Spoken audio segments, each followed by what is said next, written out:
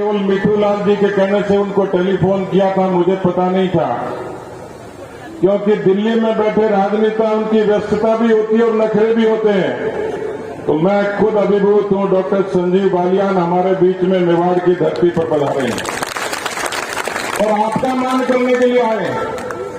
और मान करने वाले को जनता दल के जमाने से जानता हूं, बिल्कुल धरती का व्यक्ति, ईमानदार, सहज, कहीं भी बैठा दो आपकी इज्जत करना। किसी से सीखे तो डॉक्टर रतनलाल जी से सीखिए कि आज वो पूरे मेवाड़ जाट समाज के अध्यक्ष के नाते हमारा मार्गदर्शन करते हैं।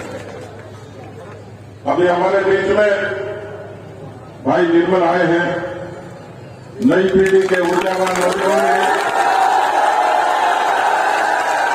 और मैं उम्मीद करूंगा कि अपने इस जोश को होश के साथ इस कौम के लोक कल्याण की लगाए, ऐसी मैं कामना करता हूं। उनको बहुत शुभकामनाएं देता हूं। हमारे बीच में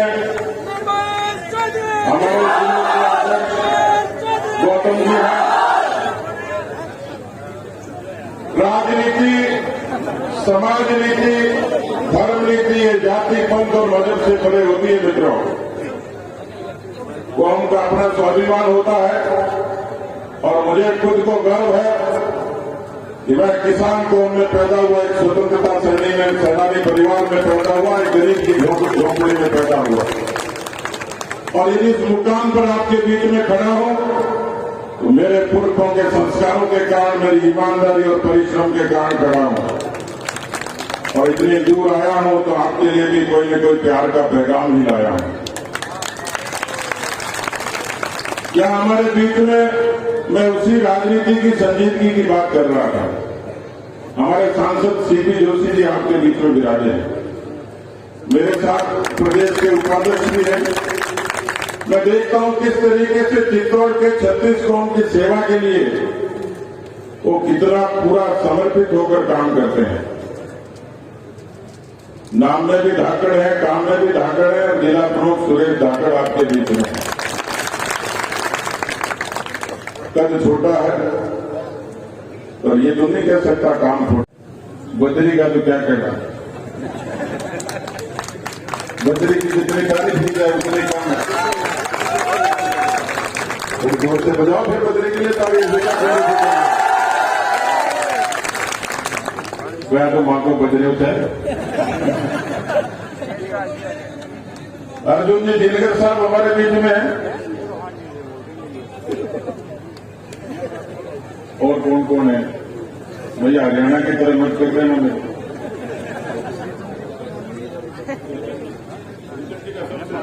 श्रीचंद जी से शुरुआत होती है।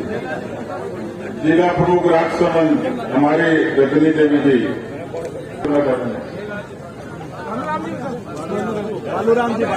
और सारे लोग विराजे। तो मैं आपसे गुजारिश करूंगा क्योंकि मुझे सबके नाम लेने पड़ेंगे। इससे उपाय यही है कि जोरदार ताली मंच के लिए सम्मान में बजा दो सबकी। मैं मिठूलाल जी से पूछ रहा था कि ये आयोजन आप कितने वर्षों से करते हैं। इन्होंने कहा 21 साल हो गए। बीच में कोरोना ने थोड़ी गड़बड़ कर दी,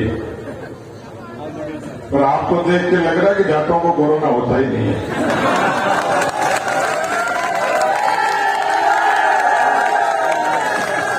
और कुछ इलाज तो आपकी कौम से हो गया और कुछ मोदी जी ने कर दिया। 3 इंजेक्शन ठोके 200 करोड़ लोगों को जो कोरोना भाग गया है।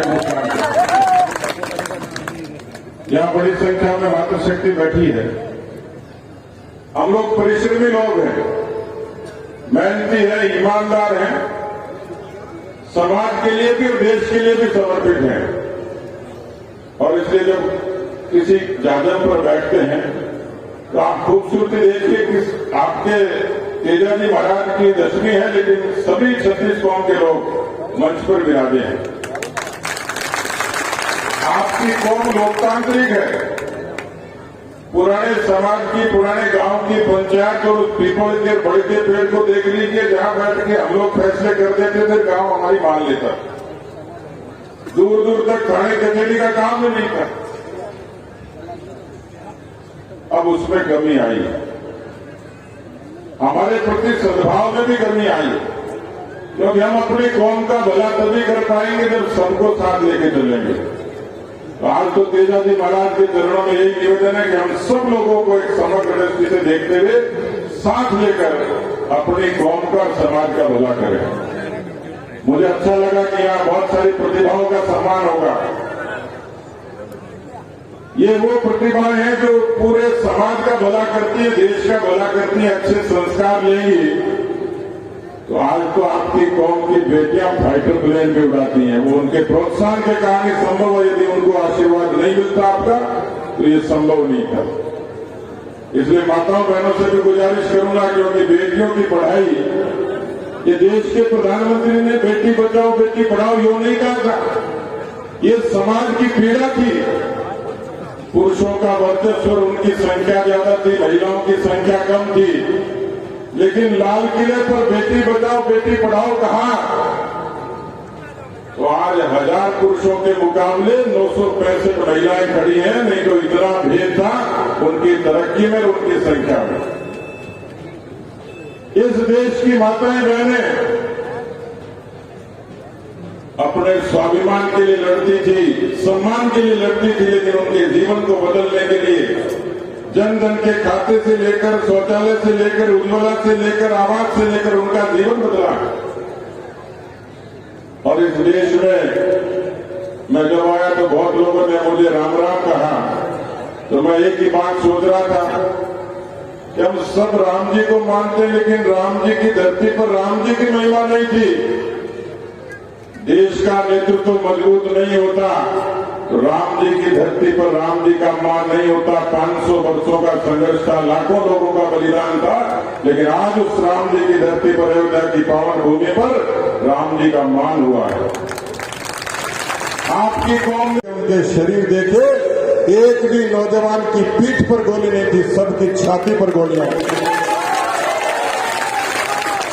हम लोग छाती पर गोलियां खाना जानते हैं, और इसलिए जब ये आता था कि कश्मीर की घाटी पर लाल चौक पर तिरंगा जलाया जाता था, संविधान जलाया जाता था, तो किसी गांव की चौपाल पर बैठा हुआ कोई किसान भाई कहता कि हमारे बच्चे कब तक शहीद होंगे, बस कौन इन आतंकवादियों के नकेल डालेगा, कौन इस तिरंगे का मान करेगा। लेकिन आप सबने देखा कि 370 को खत्म करके, तिरंगे का मान करके, उन शहीदों का सम्मान भी भारत की हुकूमत ने किया।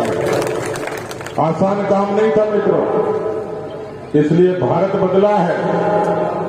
और उस बदलते हुए भारत में इस खूबसूरत से राजस्थान को जो चुनौतियां हैं किसी भी किस्म की, ये समाज का मंच है, ये तेजाजी महाराज का मंच है। मैं राजनीति की बात नहीं करूंगा, लेकिन इतना तो निवेदन करूंगा कि आप जागरूक कौम हो, आप अपना भला बुरा समझते हो, समाज के लोक कल्याण की उत्थान की बात समझते हो, तो राजस्थान की धरती की खुशहाली की बात भी आप सोचोगे, राजस्थान में परिवर्तन की बात भी सोचोगे, बदलाव की बात भी सोचोगे, राजस्थान में उस किसान की भी सोचोगे जो कर्जे से तंग आकर आत्महत्या कर लेता है, उस नौजवान की सोचोगे जो किसान के घर में पैदा हुआ, जिसके सपने चकनाचूर हुए, पेपर लीक हुए और उस नौजवान को आत्महत्या करनी पड़ी, अवसाद में चला गया, उसके माँ बाप के सपने टूट गए।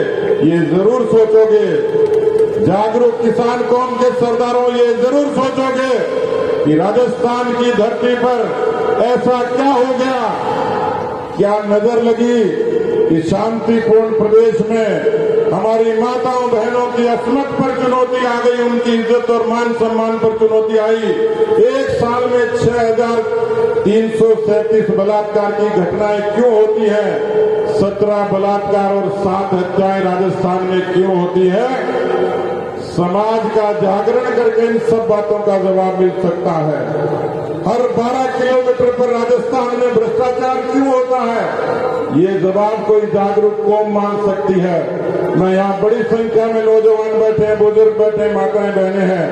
इतना ही कहूंगा कि अपनी कौम के भले के लिए अपने बच्चों को संस्कार जरूरी है, उनको नशे से मुक्ति जरूरी है, उनको जातिवाद से ऊपर उठकर काम करने की जरूरत है। उनको जिस तरीके से आपने कोरोना के कालखंड में सेवा का पराक्रम किया और गरीबों के आंसू पहुंचे, आप लोगों ने, मुझे अच्छे तरीके से ध्यान है, इस कौम के लोगों को उस सेवा भाव को जिंदा रखने की जरूरत है। मैं आप सब लोगों को धन्यवाद देता हूं, खासतौर पर मिठू जी और इनकी पूरी टीम को, जाट समाज की हमारी टीम को मुझे निमंत्रण देने के लिए आए। मैं मजबूर था, आने में असमर्थ था, लेकिन तेजाजी महाराज का आशीर्वाद था, आप सब लोगों का संस्कार था।